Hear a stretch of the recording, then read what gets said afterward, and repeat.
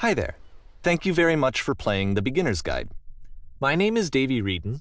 I wrote the Stanley Parable, and while that game tells a pretty absurd story, today I'm going to tell you about a series of events that happened between 2008 and 2011. We're going to look at the games made by a friend of mine named Coda. Now, these games mean a lot to me. I met Coda in early 2009 at a time when I was really struggling with some personal stuff, and his work pointed me in a very powerful direction. I found it to be a good reference point for the kinds of creative works that I wanted to make. So just to start you off, this is, I think, the first game he ever made. It's a level for Counter-Strike. You can walk around here, by the way. And mostly it's just Coda learning the basics of building a 3D environment. But what I like is that even though he starts from the simple aesthetic of a desert town, he then scatters these colorful abstract blobs and impossible floating crates around the level. And of course, it destroys the illusion that this actually is a desert town, and instead this level becomes a kind of calling card from its creator. It's like a reminder that this video game was constructed by a real person.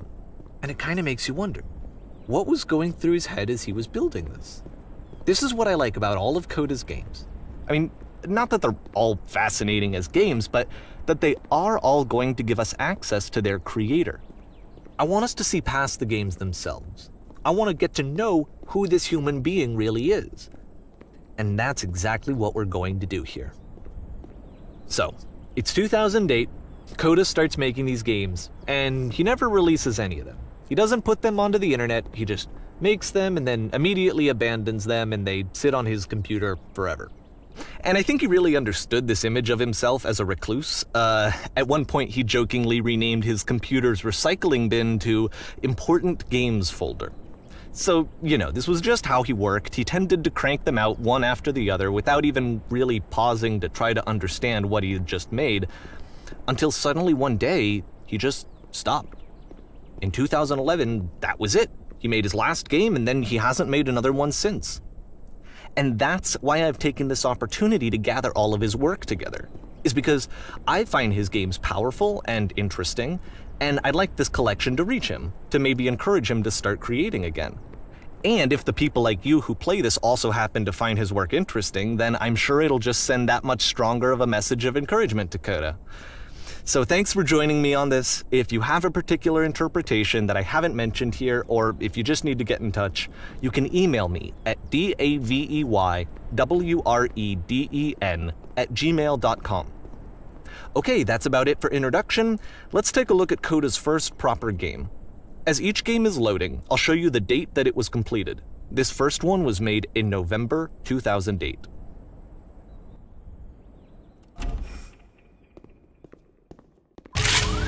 Warning. Whisper machine active. Shift destruction imminent. This game is called Escape from Whisper, and it's one of the more generic games you'll see from Coda.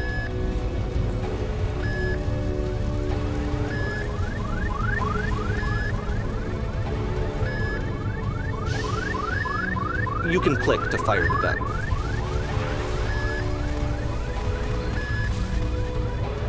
Security call breached. Hostile alien life form inbound. It kinda looks like this game was abandoned mid-development. For instance, you have this gun, which you'd think would indicate that there are supposed to be monsters or enemies somewhere, but then clearly there are no enemies anywhere. You can't even reload the gun when you run out of bullets. But ultimately we don't really know. Maybe Coda thought that actually it was complete the way that it is. And I think that we should talk about his games for what they are, rather than for what they're not. Enemy force neutralized. Begin shield evacuation.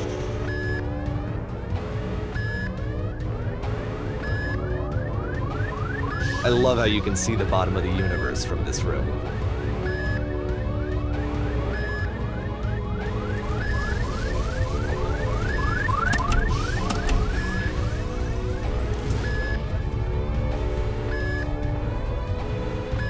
Apparently, this space station has a labyrinth on it. Sure, I don't know. There's really no reason for it that I've ever been able to discern, so in the interest of time, I'm just gonna skip you on past it. Okay, this is the part that's interesting. The game has this narrative about the whisper machine and how it has to be turned off, and then you get to the engine room. Hey, you there, in the engine room. You could save us all. That beam is powering the whisper machine. We could disrupt it by introducing a great enough heat signature. If your body could stop the beam. It's so much to ask, but for all of our lives, would you do it? Could you give yourself?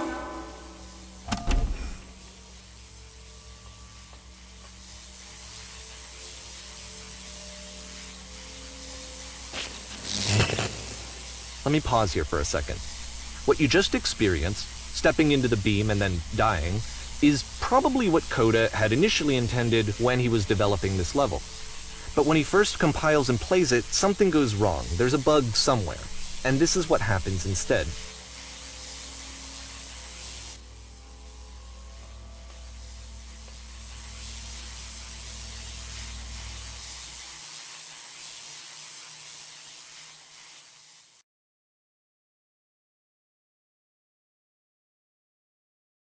The beam causes you to start floating. And this is an important moment for him. Because yes, this is technically a glitch, but Coda identifies something human about it, like how small it makes you feel in the face of this larger chaotic system. Or this floating could be the afterlife, a peaceful place, juxtaposed against all of the hysteria that you've just had to traverse. I don't even know. I have no idea what he was thinking, but what's clear is that after making this, something lodges itself in his brain. He wants to do more of these really weird and experimental designs. So he stops work on this and moves on to a stream of tiny little games that go in all sorts of directions. Let's go ahead and take a look at the first game he made after leaving this one behind.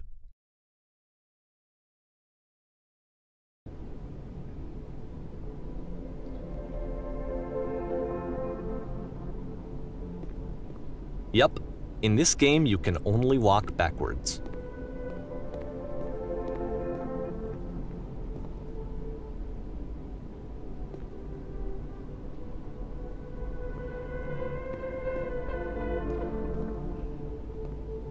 So it's a short and relatively minimalist experiment combining motion and narrative.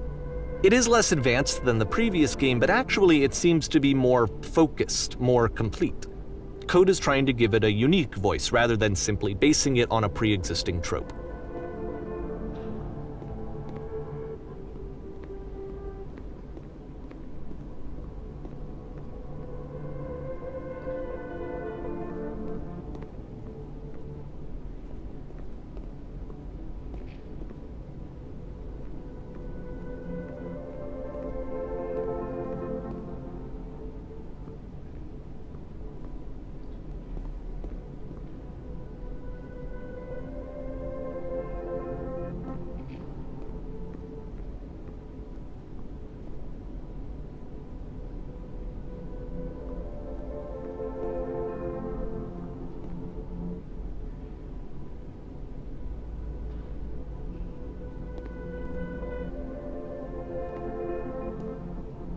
It's a short little thought, it says what it wants to say, and then it ends.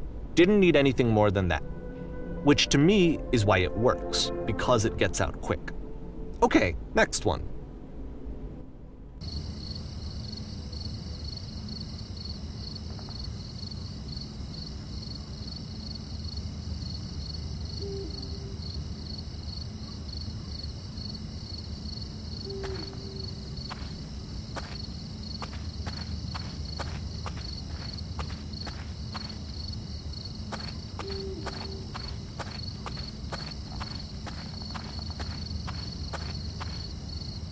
And that's it.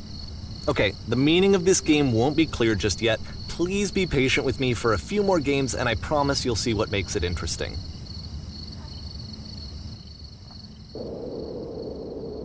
Oftentimes, Coda would put bizarre titles like this one at the start of his games. I wish I'd known him at the time that he was making these early games. He would really only talk to me about his work as he was making it. Once he stopped work on a game, that was it. It was dead to him. And I don't agree with that at all, but what are you gonna do?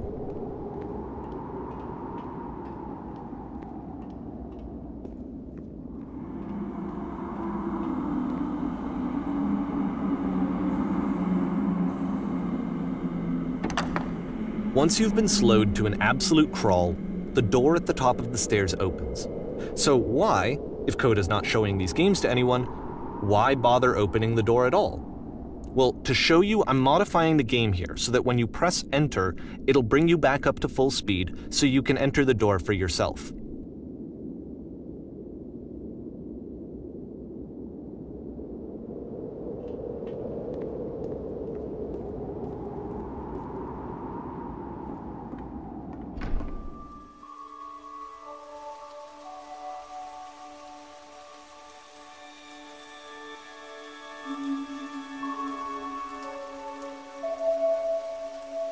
A room that's warm and nice and filled with little ideas for games.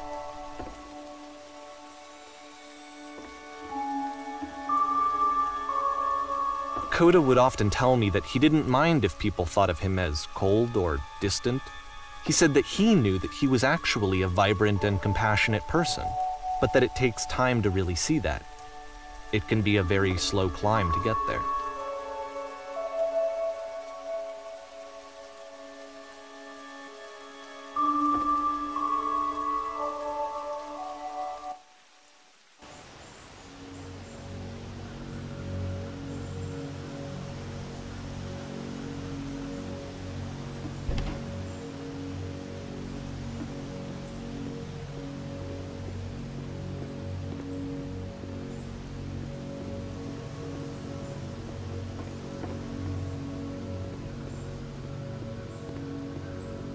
Well, this is new for Coda. It's an actual puzzle. Go ahead and see if you can solve it.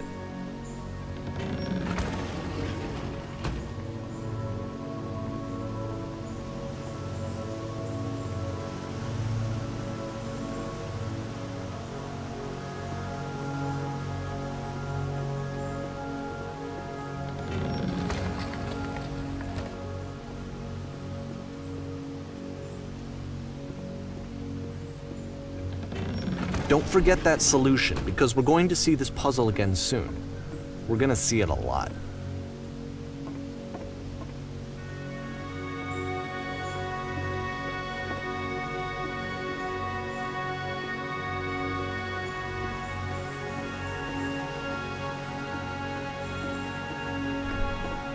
So that seems to be it, right? You walk down a corridor, you solve the puzzle, you get to the end. Simple enough. All right. Now I'm going to modify the game again so that when you press enter, it'll remove all of the walls from this room.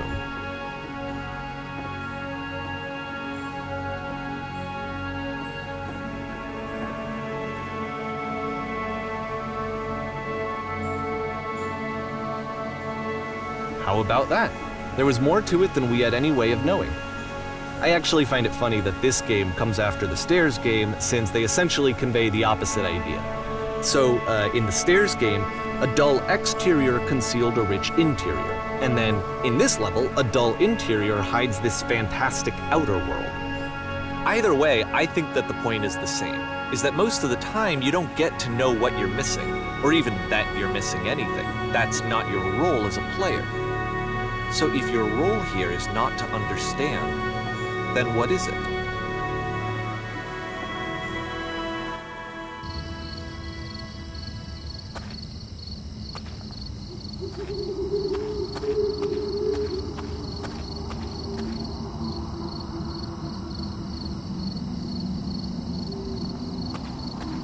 Aha! So, this, combined with the entering game from earlier, tells us that Coda believes his games are connected somehow. It could even be that the Stairs game and the puzzle game are literally connected in between this and the entering game. There's a bigger picture that all of his games are meant to play a role in, some larger meaning that we won't be able to grasp until we've seen all of them. And once we have, we can step back and start to understand what exactly that bigger picture is.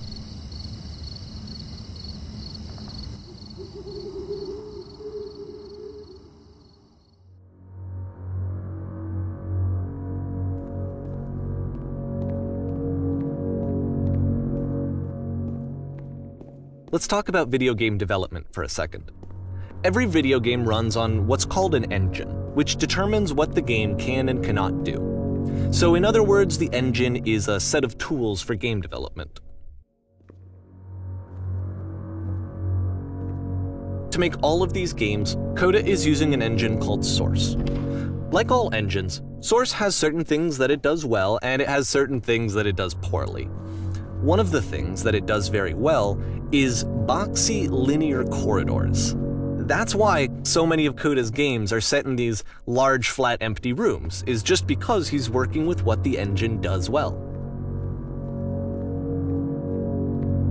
The tools available to the creator shape what kinds of creative work they're going to end up making. You might consider paying attention to the architecture in Coda's games, to notice how they seem to stem from an engine that's very good at producing linear, boxy corridors.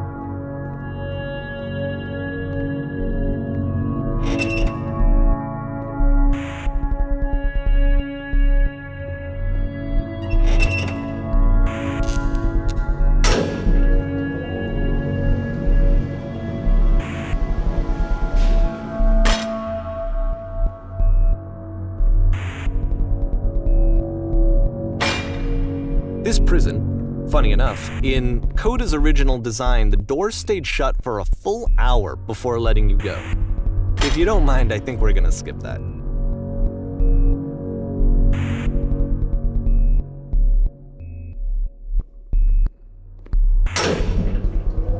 This is something that he and I used to argue about a lot. You know, whether a game ought to actually be playable, whether it means anything if no one can get through it.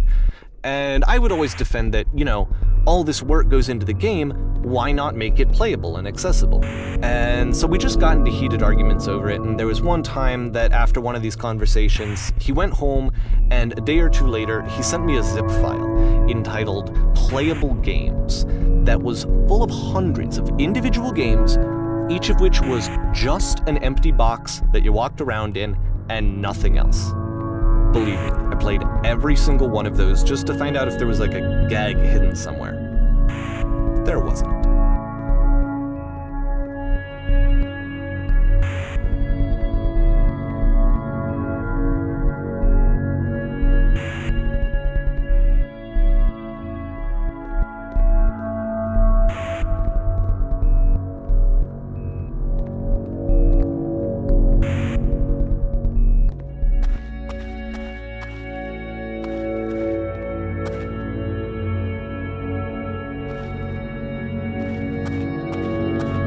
It's the puzzle again, with the exact same solution as the last time.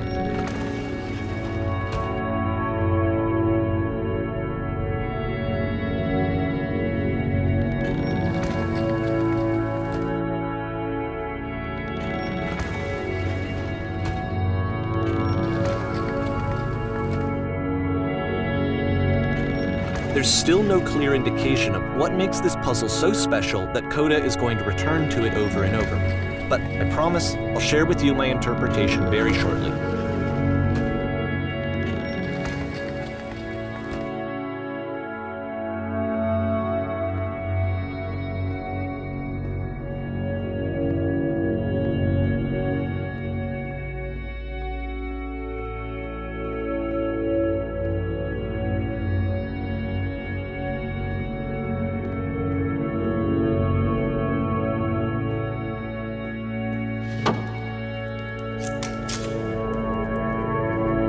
Here, Coda begins using a kind of dialogue system that he fashioned out of the engine's chat capabilities.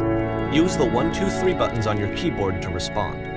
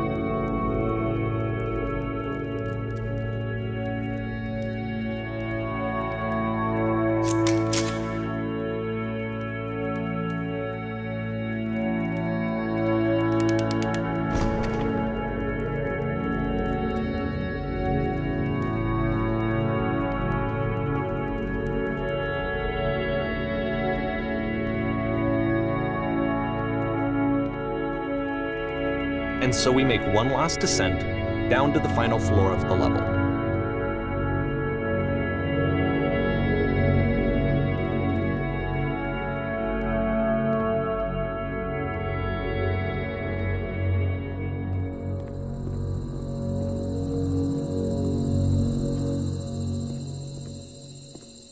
It's a lamppost. Okay, I can't tell you quite why, but for some reason, Coda fixates on this lamppost. It's going to appear at the end of every single one of his games from here on out. I'll tell you what I think. I think that up to this point, he's been making really strange and abstract games with no clear purpose, and maybe you can only float around in that headspace for so long. Because now he wants something to hold on to. He wants a reference point. He wants the work to be leading to something. He wants a destination, which is what this lamppost is. It's a destination. We're going to see it in the work as well. His games are just going to become a lot more cohesive, a lot more fully developed, with more of a clear idea behind them. And as we go, that idea will get clearer and clearer and clearer.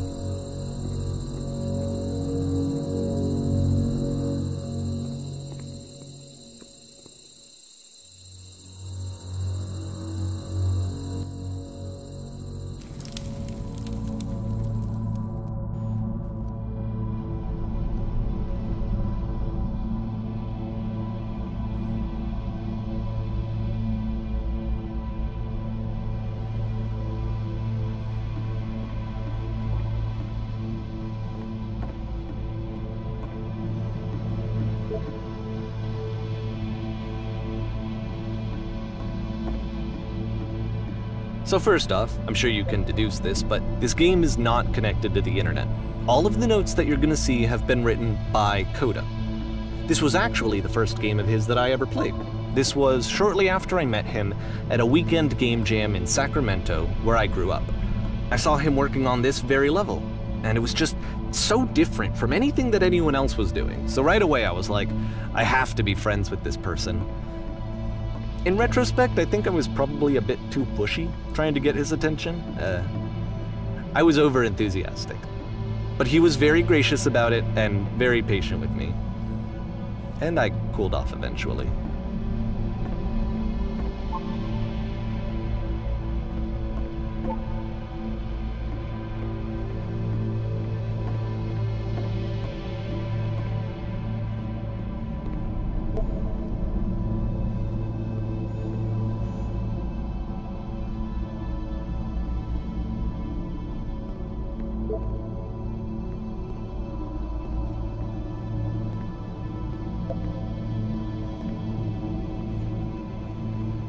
Oh, feel free to skip over any of these notes if they're not doing anything for you. Nothing extra is going to happen if you read all of them. Either way, to me they convey a sense of loneliness. I see this person who's filled with thoughts and feelings and beliefs and has no way to express them except as scattered and unheard voices in a game that wasn't meant to be played.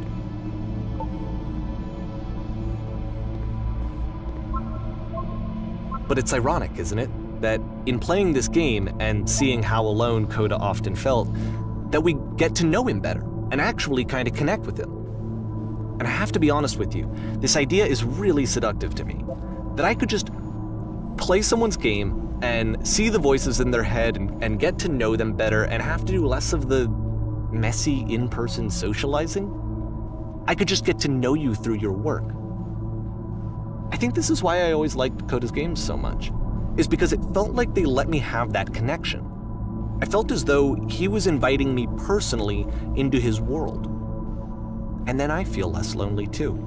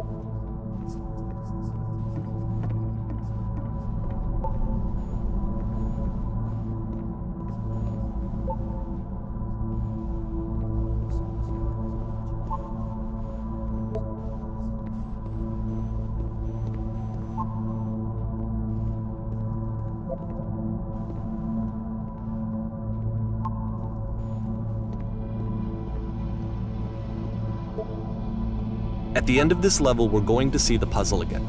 And here, I'll tell you what I think the puzzle means. Each of these games represents an idea that was on Coda's mind at the time that he was making it. And the puzzle is a way of closing the door on a previous chapter of his life before moving on to the next one.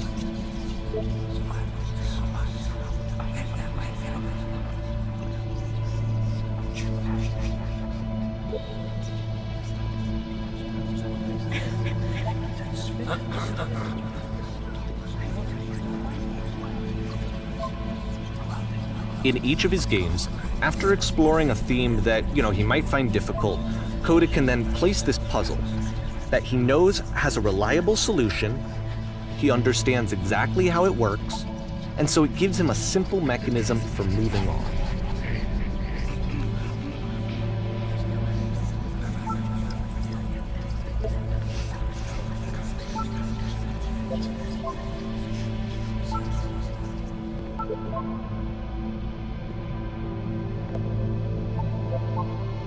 And because there's this dark area between the doors, a space between spaces, before you move on, you get to pause. Just for a moment, a few seconds to reflect on and let go of the events that led you here. To step back and connect the pieces together. To grasp at that elusive bigger picture.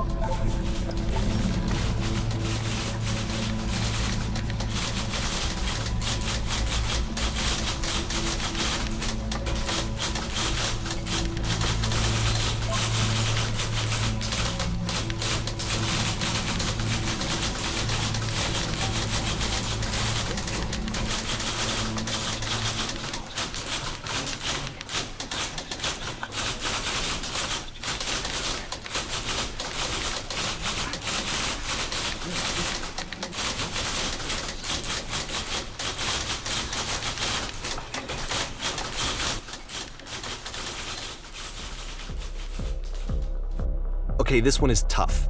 It's gonna kinda just spin its own wheels for a few minutes. Hang with it.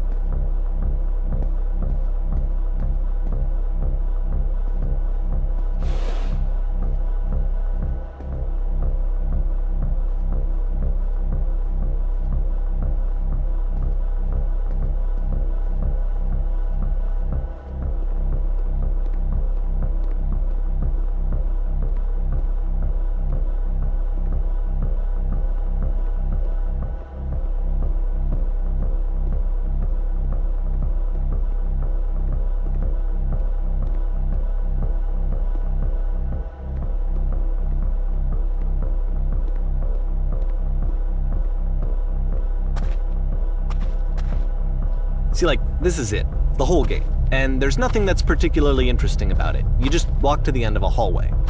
Except, for some reason, Coda gets really fixated on this prison that has all of this modern furniture.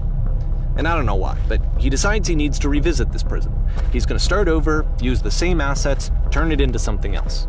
Okay, cool, here's version 2.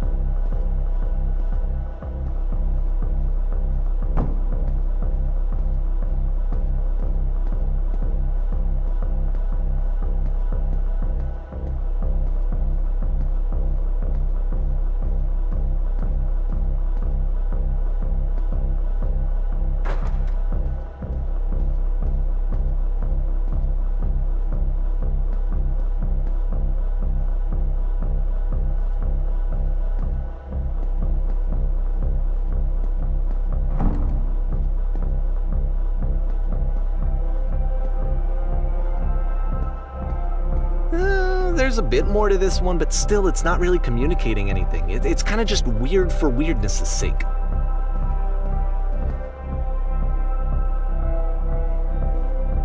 So okay, he throws it out and starts over. This time he comes at the prison idea from a different direction.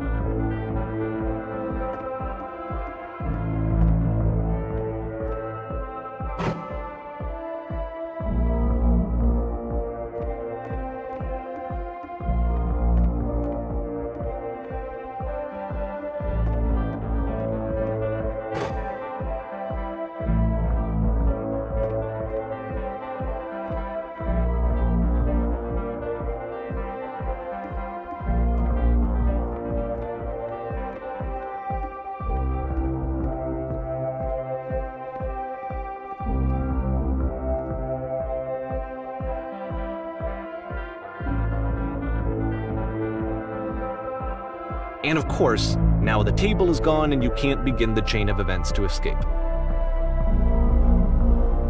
Here's a version where there are no bars, but you can't actually get to the well. And then a version where the inside of the prison is the outside and the outside is the inside. Let me just blink you real quick through a few more of these. I mean, he really unloaded on this prison idea. There's nearly a dozen of them. Personally, I think it's awful to watch this, to see a person basically unraveling through their work. And for what? Like, at what point do you just go, maybe there are game ideas other than this prison that I could be working on? But Coda doesn't have that voice telling you to stop, that particular mechanism of defense against yourself. Without it, you just spiral. And so he keeps going and going and going and going and going, and then he hits on something. And he likes it. And that's it. He's done. He stops making prisons. This is the very last version of the prison game that he created. And the reason I think it works is that the prison is not actually in it.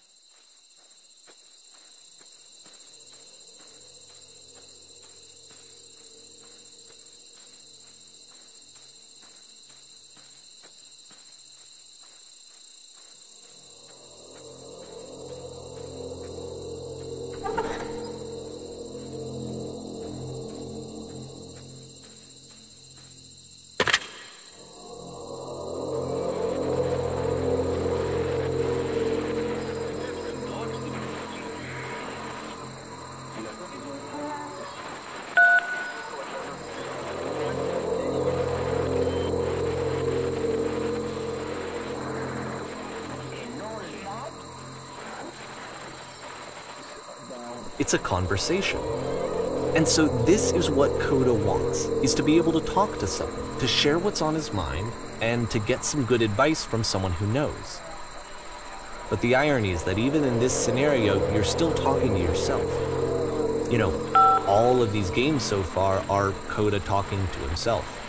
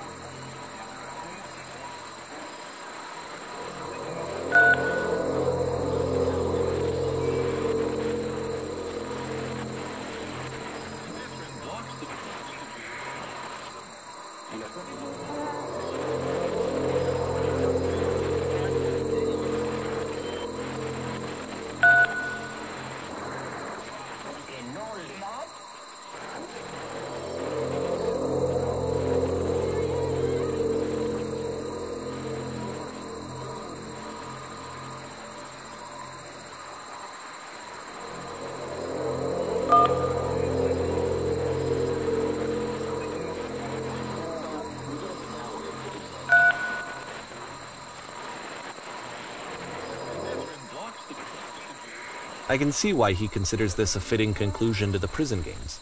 After all of the obsession and frustration, just to be told by someone you can trust that things are going to be okay. Wouldn't that be nice?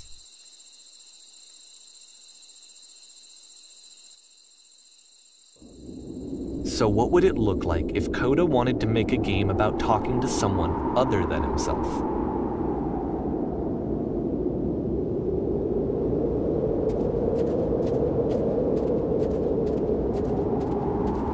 To me, this environment is meant to represent Coda's puzzle, with the 2 doors on either side and a dark transitional space between.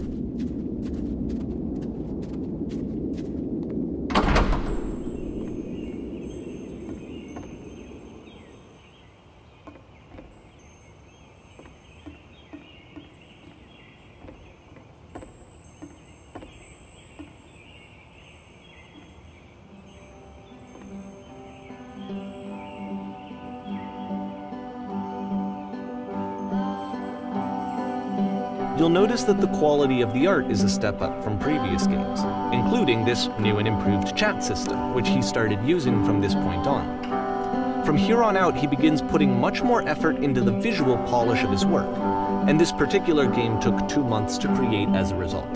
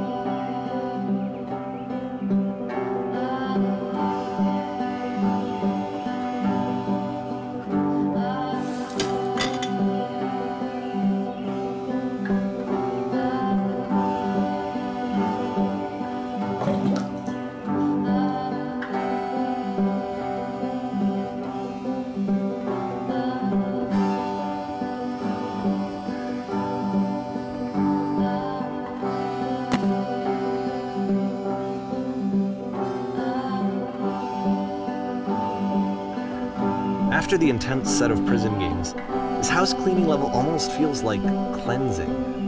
It's the moment after a particularly difficult or traumatic experience where you just need to let it sit and digest inside of you, and eventually cohere into something meaningful.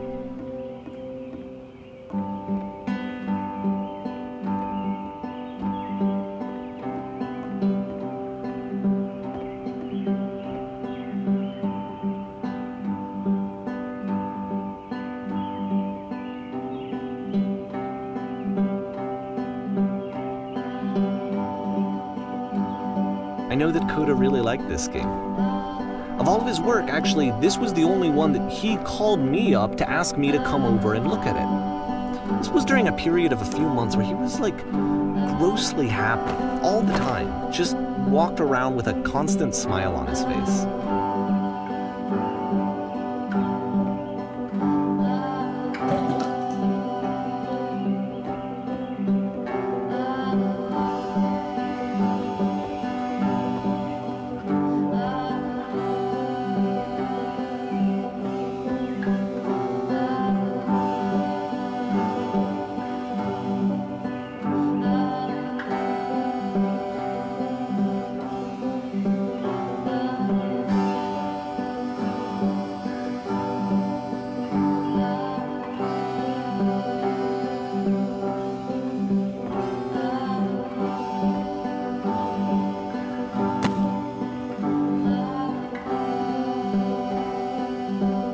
I'm glad he made this. I'm glad he found some peace.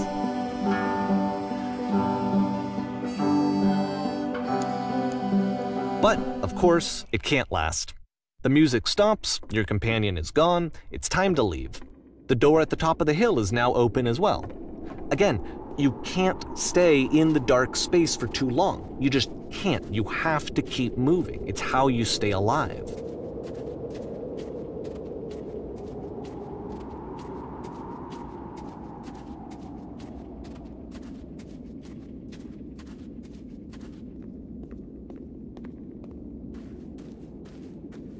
Which is the whole point of the puzzle doors, right?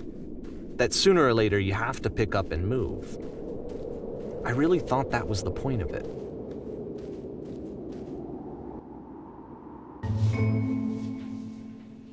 This one gets a bit goofy.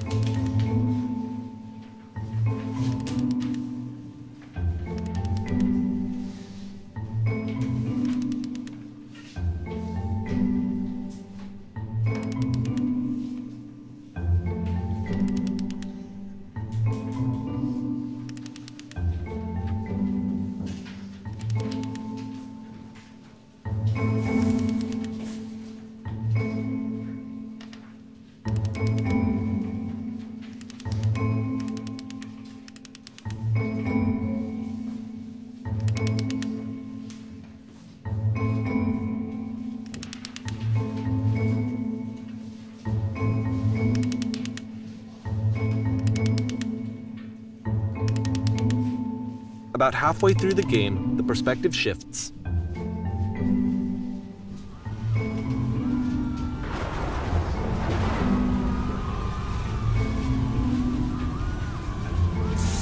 And you play as the teacher. And suddenly, you discover that your teacher is just as bigoted and afraid as you are. Oh, and also you can move around the classroom now.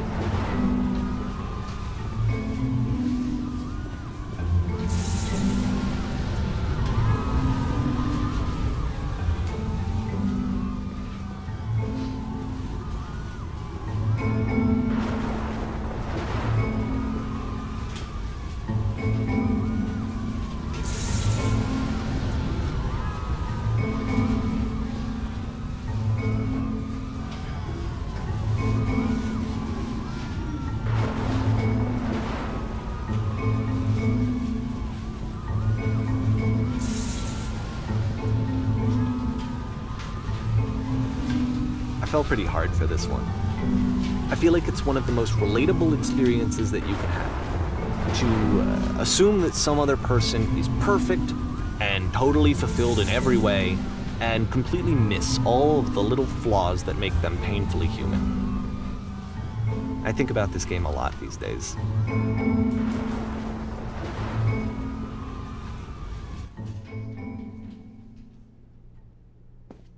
This one took a lot longer than all the others for Coda to make. It was 4 months between this and the last one. That's twice as long as it took him to make any other game before this, and it's not like it's particularly complex, so I remember I found that a little strange at the time.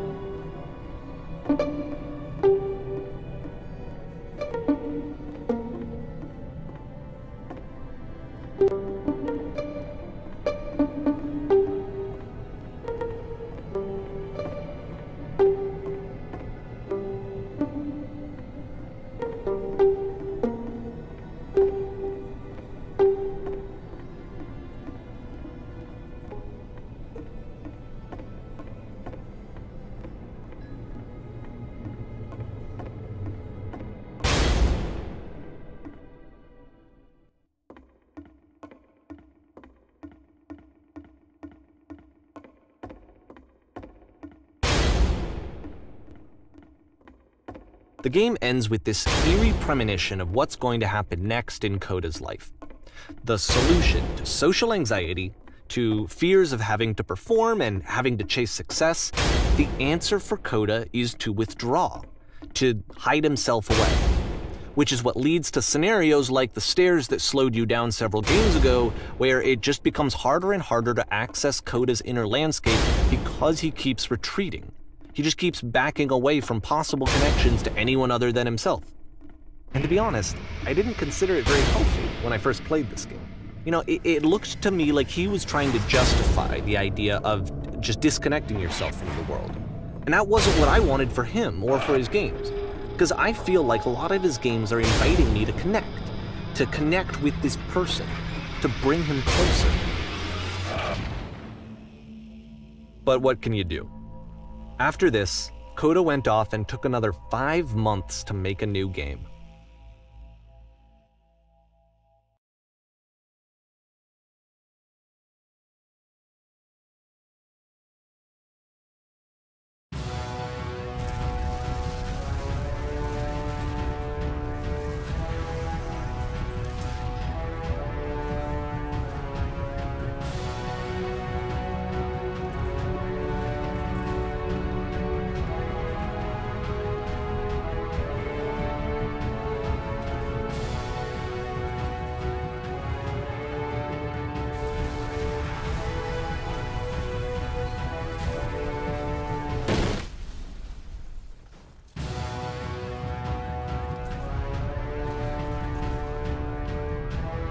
You should probably open your eyes if you haven't already. It's pretty much impossible to solve otherwise. And there is a solution, by the way.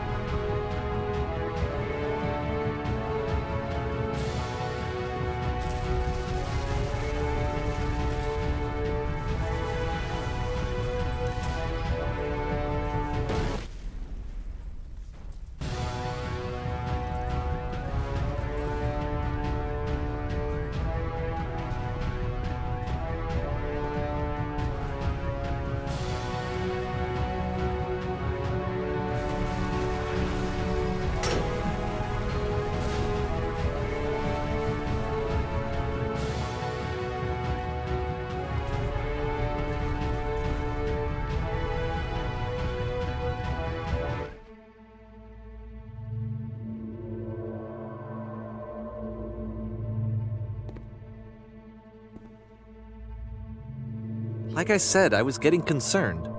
First off, he's never been this explicit in his work about exactly what he's thinking. So where's that coming from? But then even weirder, his work has potentially stopped being an outlet for him. Not like he's having trouble iterating on ideas, but he literally just can't think of new ideas anymore. And in person, he was being a lot more distant than usual. Like, you know how sometimes a person will just deflect anything that you say in order to keep themselves disconnected all the time? It was that kind of thing. Here was the point in my relationship with Coda where I really started to wonder if he needed my help in some way.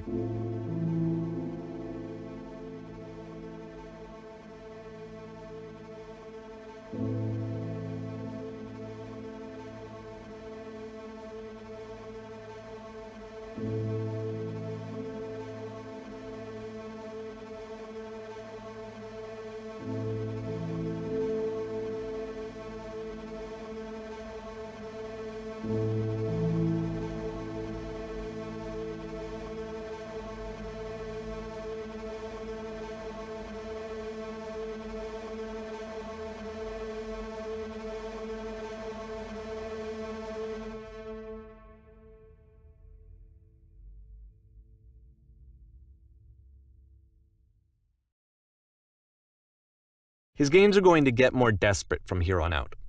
After this game, it's almost 6 months before he finishes something new.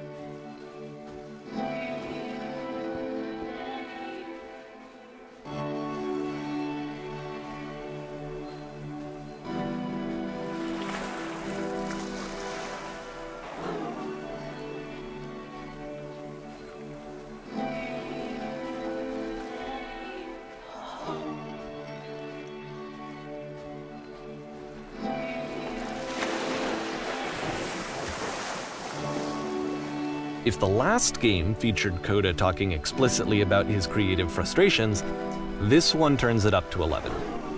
Now, put yourself in my shoes playing this.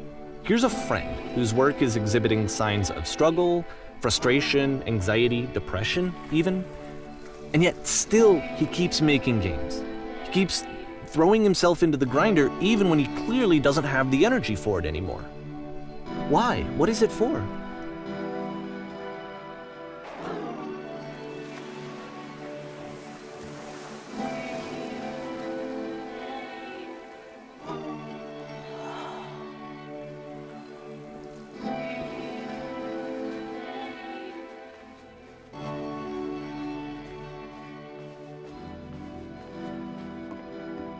Because from my perspective at the time, and just what I knew of him, this was a result of how isolated he was. He was in his own little bubble, just sitting at his computer all day, not really showing these games to anyone, not releasing them onto the internet, and so he didn't have anyone outside of himself to connect with. He had no outlet to ground himself on.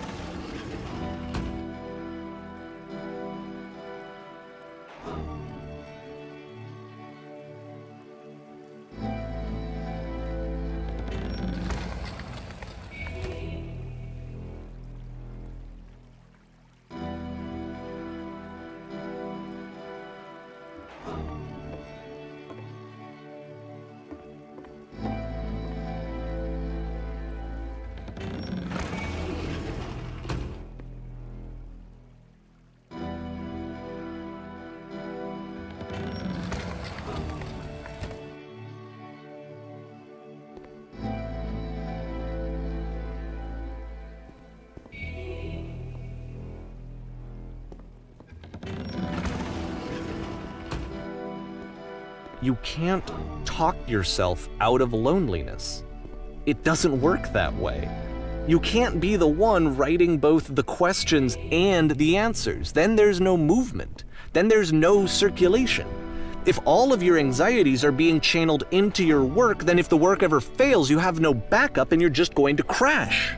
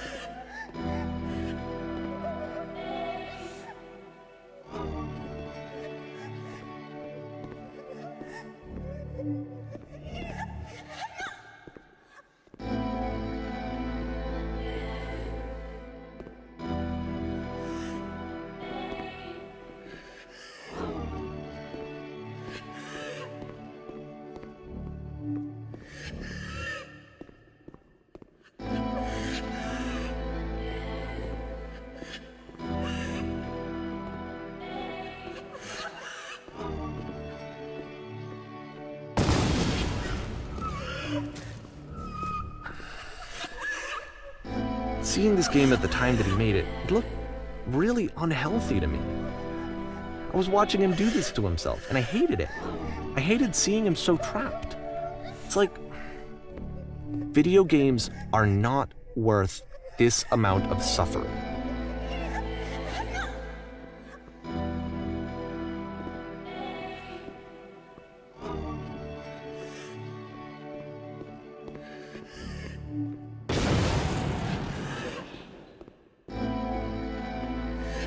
This is someone I really cared about.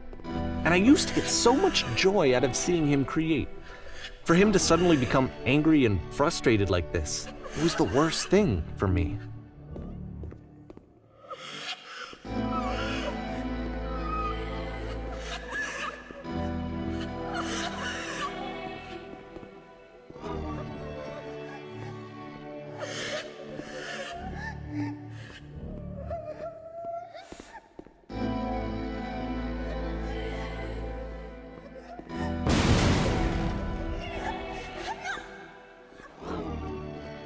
I don't know. This is what I felt at the time. I don't know how else to explain it. I wanted it to stop more than anything. I had never felt so rotten. I needed more than I had ever needed anything for this to stop.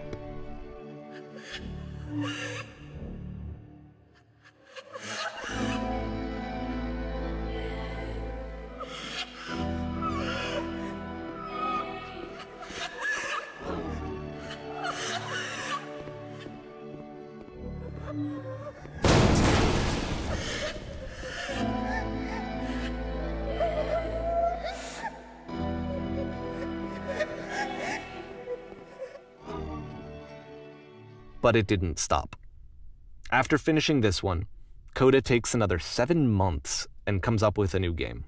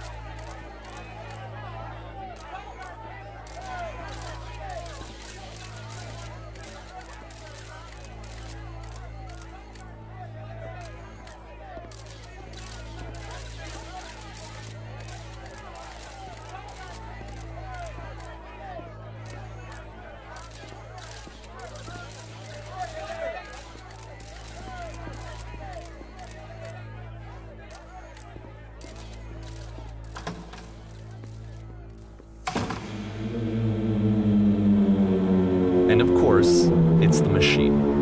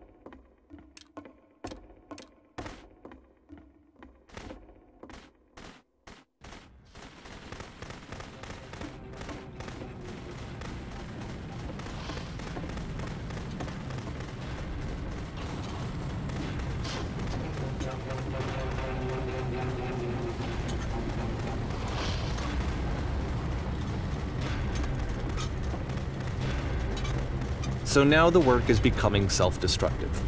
And I'll tell you, at the time that I first played this game, shortly after he made it, here's what I'm thinking to myself. I'm thinking that code is stuck in his own head, and that it's having a very negative effect on him, and that all he needs to do is just start showing his work to people, to get some actual feedback on his games. It might get him out of isolation. And so, as I'm thinking this, I realize that I could be the one to initiate it.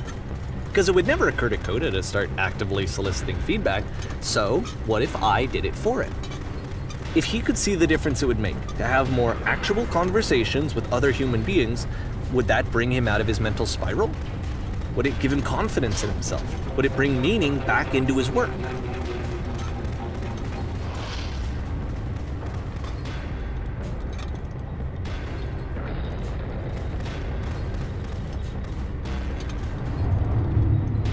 So I started showing Coda's work to people.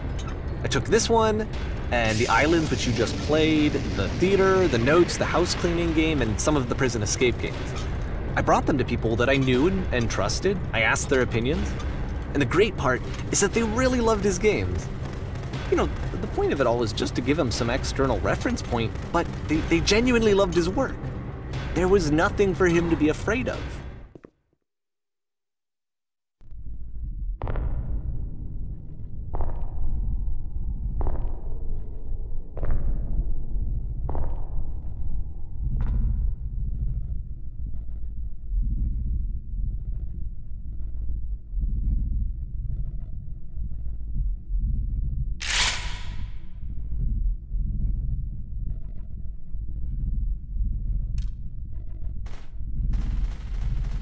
Can you see why I felt like this was the right thing to do?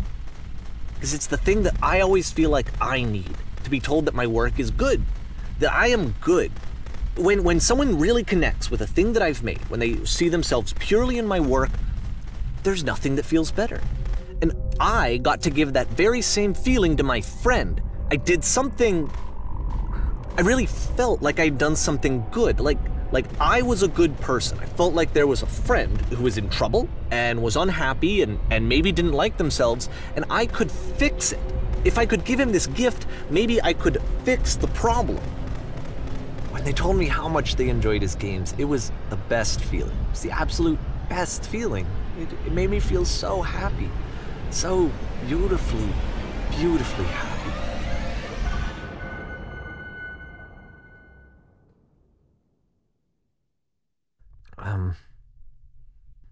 So anyway, Coda finishes this game, and then really he just kind of takes off for a while. So this is June of 2011, and I didn't hear anything from him for several weeks, I guess. And so out of nowhere, one day I get an email, and it's got a private link to a new game of Coda's. This one is called The Tower, and to my knowledge, it's the last game that Coda ever made. So let's take a look.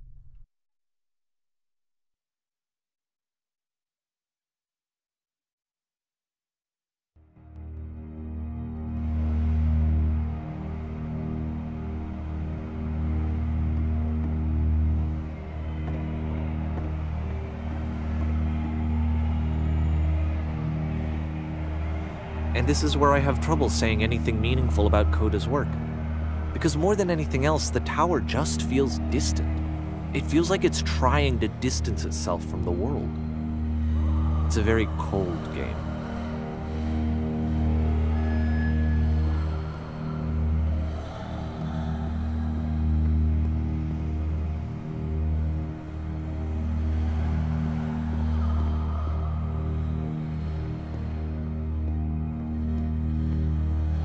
This room actually has a maze in it. Except that all the walls of the maze are invisible. And then every time you touch one of the walls, there's this awful flashing and noise, so the experience is really miserable. The game goes beyond not being meant to be played, it actually seems to despise the player for trying to play it at all. But I do want to show you the rest of the levels, so when you're ready to continue, press enter and I'll put a bridge over the maze.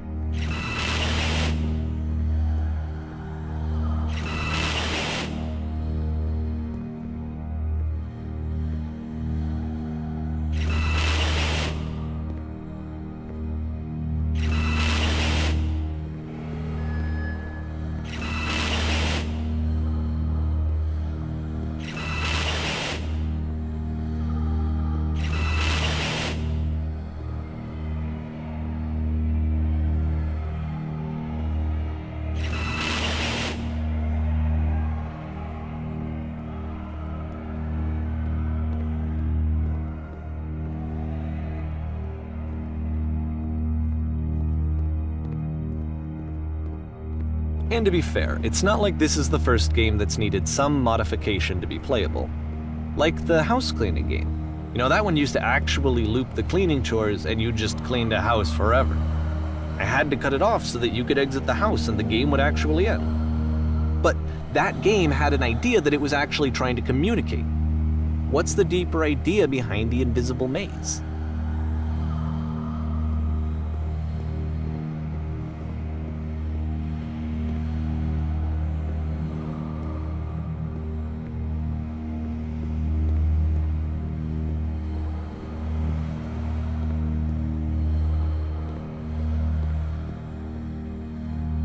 The only way past this challenge is to randomly guess the 6-digit code. Like the invisible maze, it's frustrating to me, because it's the opposite of everything else that Coda has made. It doesn't encourage thought or engagement. It doesn't ask anything of me, except a lot of my time. If I could have reached him during this time, then maybe I could have asked him, but I couldn't. I still don't really understand why this is here. I'll put the code on the ground for you here, though, so that we can move on.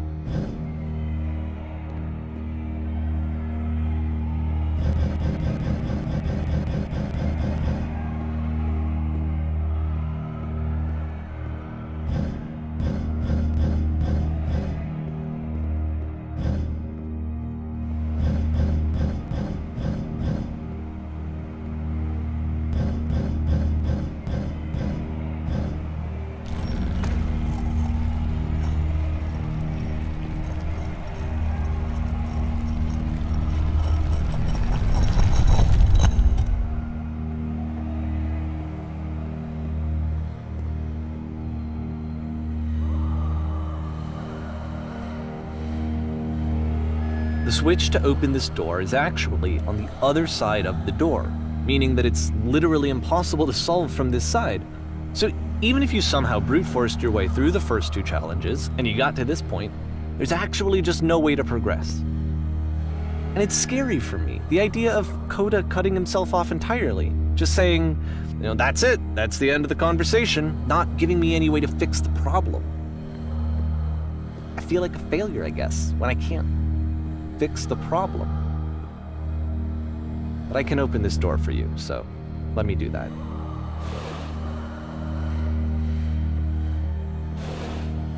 Was I a failure for not understanding this game? I mean, I don't know why I would be. It's not like everything needs to have a solution, but I feel it somehow.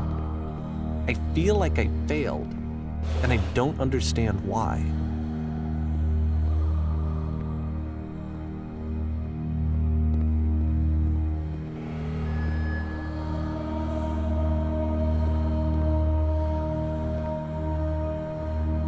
I remember, it's June of 2011, I'm playing this for the very first time, and as I'm playing, I'm thinking to myself, I don't know this person. I have no idea who this person is.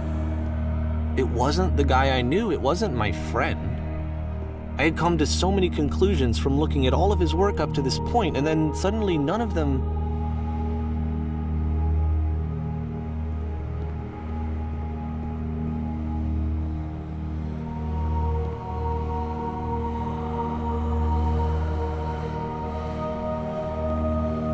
I had been trying to, though. That was the thing.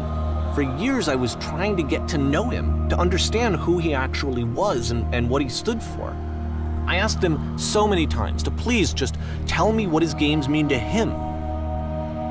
I asked him please to tell me what the 3 dots mean. And he wouldn't.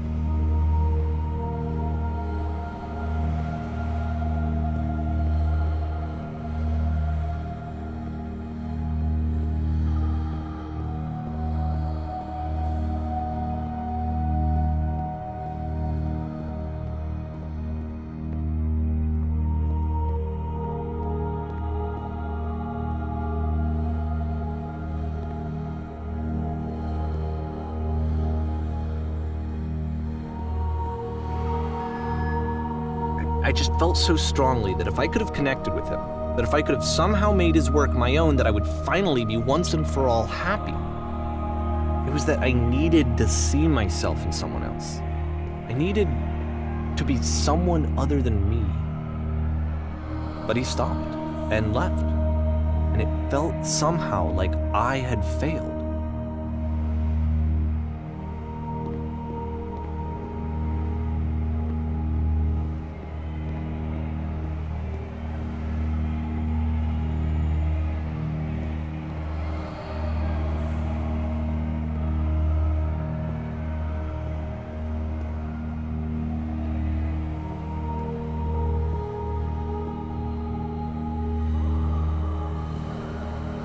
Where did I screw up?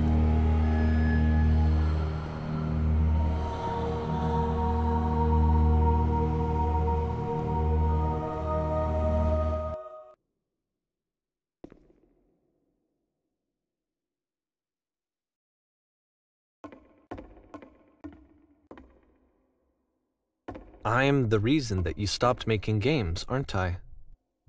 It's because of what I did. I poisoned it for you.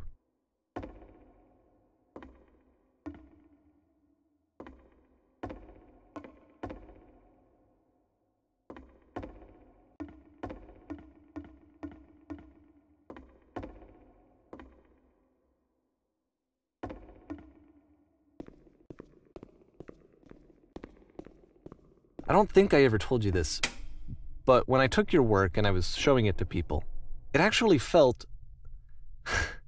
it felt as though I were responsible for something important and valuable.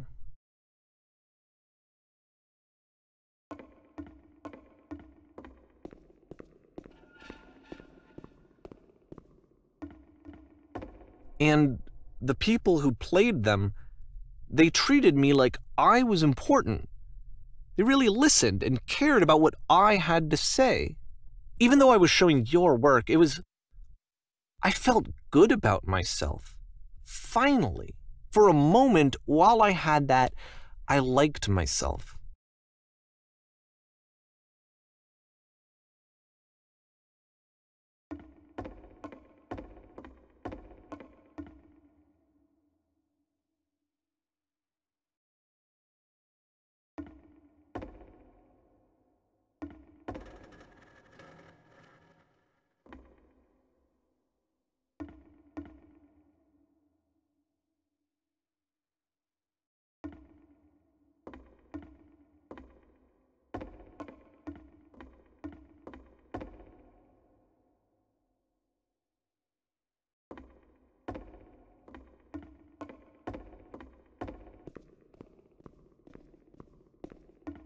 And then you stopped, and I didn't have anything left to show people.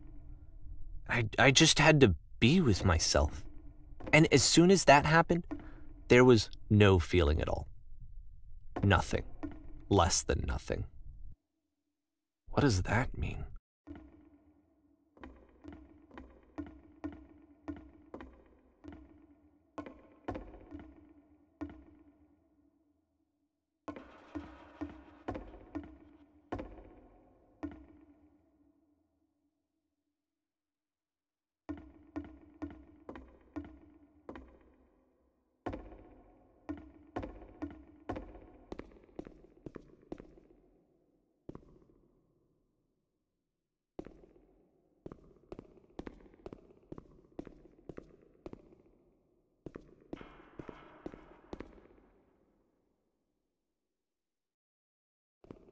I'm afraid that I did something really stupid because I don't like myself.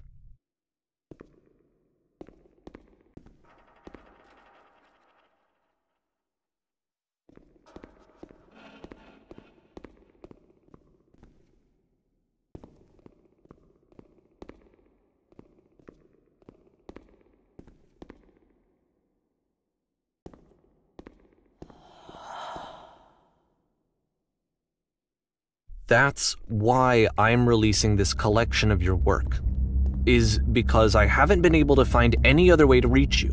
I've tried everything. And so a part of me has hope that if I put this compilation out into the world, and if I put my name on it, that maybe enough people will play it so that it'll find its way to you, so that I can tell you that I'm sorry. I know I screwed up.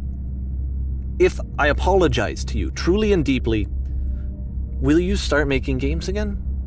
Please, I need to feel okay with myself again, and I always felt okay as long as I had your work to see myself in. I mean, is something wrong with me? Because I know that I did an awful thing, and I'm doing it again right now. Like, I'm showing people your work, but I can't stop myself from doing it. That's how badly I need to feel something again, like I'm an addict. There has to be something wrong with me. Can I apologize? What if I tell you I was wrong? Will that work? Will that fix it? I don't know. I don't think it will, but there's nothing else that I can do. Just tell me what you want. I'm sorry. I'm sorry. Please. Start making games again. Please help me. Please give me some of whatever it is that makes you complete. I want whatever that wholeness is that you just summoned out of nothing and you put into your work. You were complete in some way that I never was. And I want to know how to be a good person. I want to know how not to hate myself. Please. I'm fading, and all I want is to know that I'm going to be okay.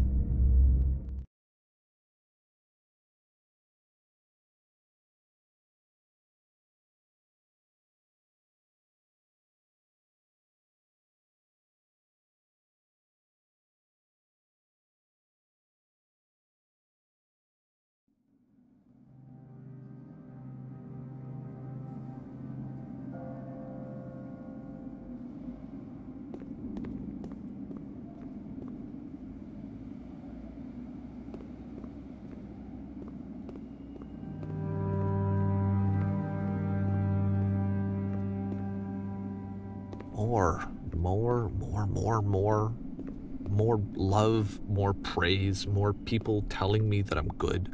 Always more. It's like a disease.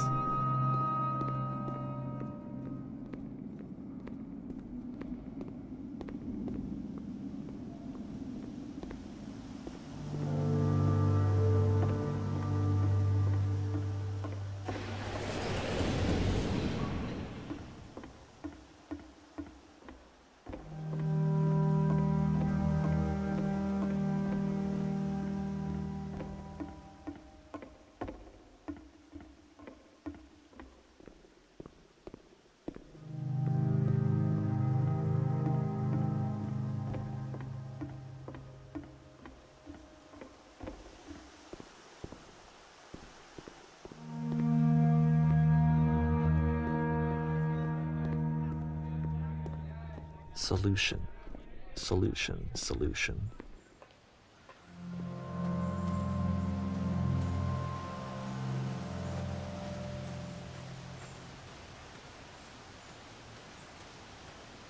I guess if someone had told me ahead of time that he just really enjoyed making prison games, maybe I wouldn't have thought he was so desperate.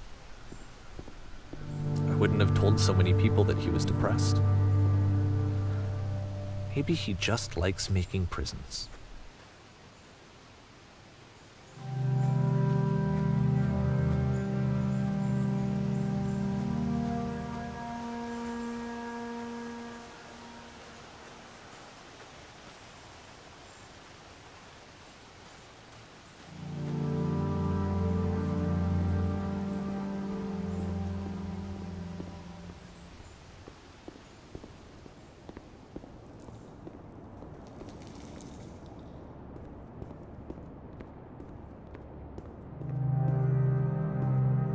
Even now, the disease is telling me to stop.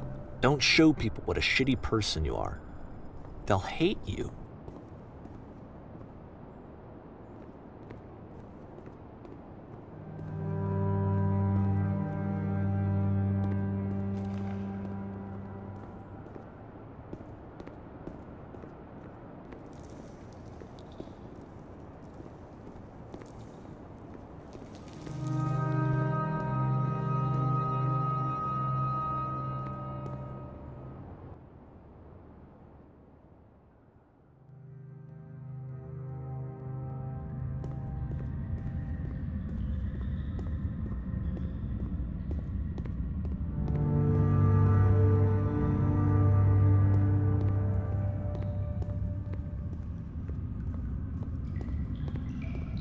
If I knew that my life depended on finding something to be driven by other than validation, what would that even be?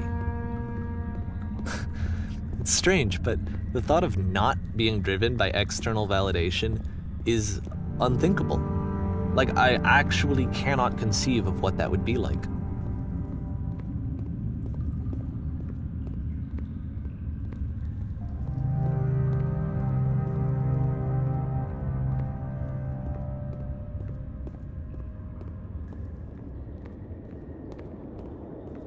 What now?